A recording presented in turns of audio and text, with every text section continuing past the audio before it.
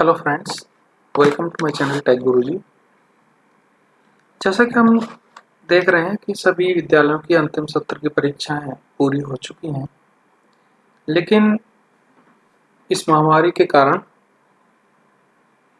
सभी राज्यों में लगभग लॉकडाउन की स्थिति है और सभी विद्यालय पूर्ण रूप से बंद हैं। इसकी वजह से विद्यार्थियों का अत्यधिक नुकसान हो रहा है, क्योंकि उनका सत्र शुरू हो चुका है लेकिन उनकी पढ़ाई शुरू नहीं हुई है। इसी को देखते हुए हमने सोचा है कि क्यों ना सभी विद्यार्थियों के लिए ऑनलाइन वीडियोज के माध्यम से हम उनकी सिलेबस की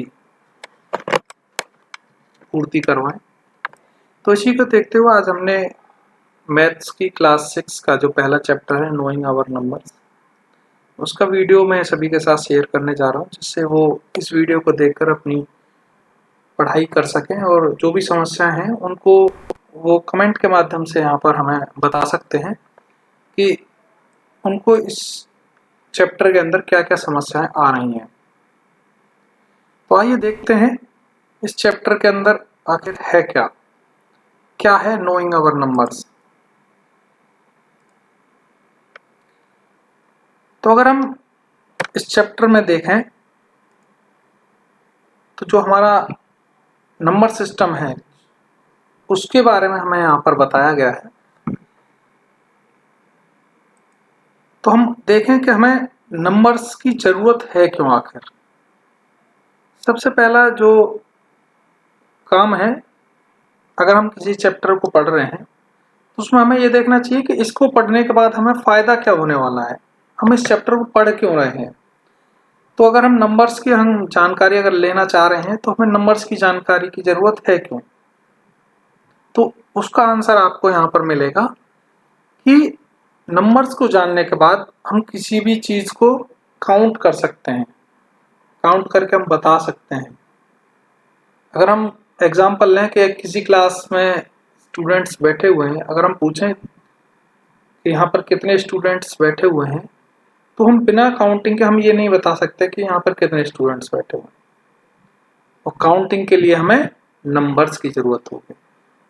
तो मतलब किसी भी चीज को एक काउंटिंग के लिए, वैल्यू देने के लिए वो कितना है, उसके लिए हमें नंबर्स की जरूरत है। अगर हम काउंट कर लेंगे, काउंट करने के बाद दूसरा काम क्या होगा, हम उसको कम्युनिकेट कर सकते हैं, दूसरे को बता सकते हैं, चाहे वो हम बोल के बताएं या हम लिख के बताएं, वो तरीका कोई भी हो सकता है। तीसरा हम काम क्या कर सकते हैं, उन चीजों को हम कम या ज्यादा के अनुसार उनको हम अरेंज कर सकते हैं। अगर हम बात करें कि हमें किन चीजों को हमें अरेंज करना है, तो हम उनको उनकी संख्या के अनुसार अरेंज भी कर सकते हैं। तो नंबर सिस्टम के अगर अंदर हम देखें तो सबसे पहली जो हमें जरूरत होती है नंबर सिस्टम को समझने के साथ, हमें प्लेस वैल्यू को समझना पड़ेगा। प्लेस वैल्यू मतलब स्थानिक मान। हर नंबर का अपना स्थानीय मान होता है, प्लेस वैल्यू होती है, उसको हमें समझने की जरूरत होती है। तो अगर हम प्लेस वैल्यू को अगर हम समझें तो हम उसको समझने के लिए, अगर हम कोई नंबर है तो उसको हम सबसे पहले राइट साइड से पढ़ना शुरू करेंगे। ये सबसे जरूरी चीज है। कोई भी नंबर है उसको हम राइट साइड से उसकी प्लेस वैल्यू देना शुरू करेंगे। तो सबसे राइट साइड का जो सबसे नंबर होगा उसको हम वंस प्लेस बोलते हैं। जो सबसे पहला, हर नंबर की अपनी एक अलग वैल्यू है, तो जो सबसे राइट साइड का नंबर है वो वंस प्लेस पर होगा। उससे अगला जो नंबर होगा वो टेंस प्लेस पर होगा, फिर हंड्रेड प्लेस पर होगा, थाउजेंड प्लेस पर होगा, 10,000 प्लेस पर होगा, लाख पोजीशन पर होगा, 10 लाख पोजीशन पर होगा। तो ये तो है हमारा इंडियन प्लेस वैल्यू सिस्टम। साथ ही साथ अगर हम यहाँ पर बात करें नंबर सिस्टम के अंदर, हम यहाँ पर क्या करते हैं अपने इंडियन सिस्टम में, जो क्लबिंग होती है वो जो फर्स्ट राइट साइड से फर्स्ट 3 नंबर्स होते हैं उनकी एक क्लबिंग होती है, उसके बाद दो दो नंबर की अलग अलग क्लबिंग होती है। यहाँ पर देखें वंस, टेंस और 100 प्लेस की एक साथ क्लबिंग है, उसके बाद 1000 एंड 10,000 की एक साथ क्लबिंग है, फिर लाख एंड 10 लाख की एक साथ क्लबिंग है। इसके साथ ही हमने यहाँ पे एक एग्जाम्पल भी लिया है, इसके जरिए हम देखेंगे कि हम कई बार हम उसको रिप्रेजेंट कैसे कर रहे हैं।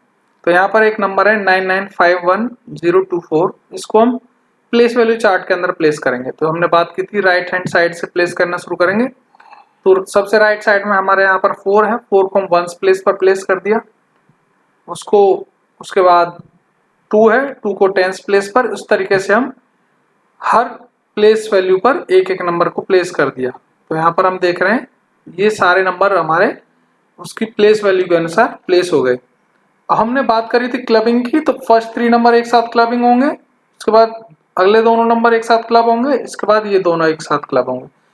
क्लबिंग का हमें फायदा कब होता है, जब हम किसी नंबर को कम्युनिकेट करते हैं, बोल कर बताते हैं या फिर उसको हम लिखते हैं, तो उस टाइम हमें इसकी क्लबिंग की जरूरत पड़ती है।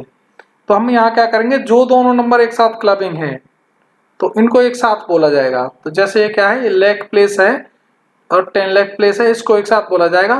तो ये दोनों एक साथ हो गए 99 लेग। उसके बाद क्या आएगा, अगले दोनों नंबर एक साथ 1000 वाले, तो ये हो गया 51,000। उसके बाद अगले तीनों नंबर एक साथ आएंगे, 0 क्योंकि 100 प्लेस पर 0 है, इसको स्किप किया जाएगा। तो यहाँ पर क्या हो जाएगा, ओनली 24। तो हमारा जो पूरा नंबर है उसको हम अगर बोलकर हमें बताना हो तो हम क्या बोलेंगे, 99,51,024। तो ये तरीका हुआ किसी भी नंबर को रिप्रेजेंट करने का और कम्युनिकेट करके बताने का। उसके बाद अगर हम देखें इंटरनेशनल जो सिस्टम है उसके साथ अगर हम अपने इंडियन प्लेस वैल्यू चार्ट को कंपेयर करें तो उसमें थोड़ा सा हमें एक अंतर देखने को मिलता है। जैसे हमने बताया था कि जो हमारा इंडियन प्लेस वैल्यू सिस्टम है उसमें हम पहले 3 नंबर को एक साथ क्लब करते हैं, उसके बाद 2-2 की क्लबिंग होती है। लेकिन जो इंटरनेशनल सिस्टम है उसमें क्या होता है, स्टार्टिंग से ही और एंड तक 3-3 नंबर की क्लबिंग होती है। तो यहाँ पर हम देख रहे हैं इंटरनेशनल प्लेस वैल्यू चार्ट को, पहले 3 नंबर 1, 10 एंड 100 प्लेस ये एक साथ क्लब होंगे, उसके बाद 1000, 10,000 एंड 100,000। हमारे में क्या होता था, तो 6 नंबर पे जो आता था वो लैक हो जाता था। लेकिन यहाँ पर क्या कर रहे हैं, 3-3 की क्लबिंग कर रहे हैं, तो ये 100,000 बोल रहे हैं उसको। उसके बाद मिलियन, 10 मिलियन एंड 100 मिलियन, ये इस तरीके से इनका सिस्टम हो गया। अब हम आगे चलें और देखें कि किन्हीं 2 नंबर को हम कंपेयर किस तरीके से करेंगे, उसके हमारे कुछ रूल्स हैं। अब हमें कंपेयर करने की जरूरत है किस लिए, अगर हम किन्हीं 2 नंबर को कंपेयर करेंगे तो हमें पता चलेगा कौन सा नंबर छोटा है और कौन सा नंबर बड़ा है। तो उसके लिए हम सबसे पहला जो हमें रूल दिया गया है कि हमें जो भी नंबर 2 कंपेयर करने हैं उनके डिजिट्स को काउंट करेंगे हम। तो जिस नंबर के अंदर ज्यादा डिजिट्स होंगे वो नंबर बड़ा होगा और जिस नंबर के अंदर डिजिट्स कम होंगे वो नंबर छोटा होगा। ये सबसे बेसिक रूल है, सबसे पहला रूल जो हमें कभी भी नंबर्स को कंपेयर करते टाइम देखना है। दूसरा रूल क्या है, अगर वो कब लागू होगा, जब हमारे डिजिट्स जो हैं वो इक्वल हैं दोनों नंबर्स के अंदर। अगर हमें डिजिट्स इक्वल मिल जाते हैं तो उसके लिए हमें क्या देखना होगा, जो लेफ्ट हैंड साइड है उस साइड से देखना शुरू करेंगे कि लेफ्ट हैंड साइड का जो नंबर है वो कौन सी नंबर में बड़ा है। जिस भी नंबर में लेफ्ट हैंड साइड का नंबर बड़ा होगा वो संख्या सबसे बड़ी होगी। अगर एग्जाम्पल एक हम सपोज कर लें कि कोई नंबर ऐसा है जिसका लेफ्ट हैंड साइड का भी नंबर इक्वल है, तो उसके बाद क्या करेंगे हम, सेकंड जो नंबर है लेफ्ट हैंड साइड से उसको देखेंगे। अगर सेकंड वाला भी सेम है तो थर्ड को देखेंगे। जो भी लेफ्ट हैंड साइड से हमें नंबर बड़ा मिलता जाएगा वही नंबर बड़ा हो जाएगा। तो एक सिंपल सा कंपैरिजन का रूल हमें यहाँ पर दिया गया है। अब हम एक एग्जाम्पल देख लेते हैं। एग्जाम्पल के अंदर हम यहाँ पर देख रहे हैं कि कौन सा नंबर, जो पहला एग्जाम्पल है इसके अंदर आप देख रहे हैं कि हमें 2 नंबर दिए हुए हैं, इनमें हमें कंपेयर करना है कि कौन सा नंबर छोटा है और कौन सा नंबर बड़ा है। तो हमें यहाँ पर बड़ा नंबर बताना है, तो वही हम काम करेंगे कि सबसे पहले हमें डिजिट्स काउंट करने हैं। तो पहला नंबर जो है उसमें हम देख रहे हैं कि 8 डिजिट्स हैं, और दूसरा नंबर है उसमें हम देख रहे हैं कि 7 डिजिट्स हैं। तो हमें पता लग गया कि जिस नंबर के अंदर 8 डिजिट्स हैं वो नंबर सीधा सीधा बड़ा हो गया। तो जो पहला वाला नंबर हो गया वो हमें बड़ा मिल गया और दूसरा नंबर छोटा हो गया। दूसरा जो एग्जाम्पल है उसमें हम देख रहे हैं, पूछा गया कि कौन सा नंबर छोटा है। तो उसके लिए भी, छोटा नंबर देखने के लिए भी हम सबसे पहले डिजिट्स को काउंट करेंगे। तो पहला जो नंबर है उसमें 7 डिजिट्स हैं और दूसरा जो नंबर है उसमें 6 डिजिट्स हैं। तो जो 7 वाला हो गया वो बड़ा नंबर हो गया और 6 वाला जो हो गया, 6 डिजिट वाला जो नंबर है वो छोटा नंबर हो गया। तो हमें छोटा नंबर चाहिए, तो सेकंड वाला जो नंबर हो गया वो छोटा हो गया। अब थर्ड एग्जांपल के अंदर हम देख रहे हैं कि हमें यहाँ पर 4 नंबर दिए हुए हैं और उनको हमें असेंडिंग ऑर्डर में अरेंज करना है। असेंडिंग ऑर्डर का मतलब क्या है?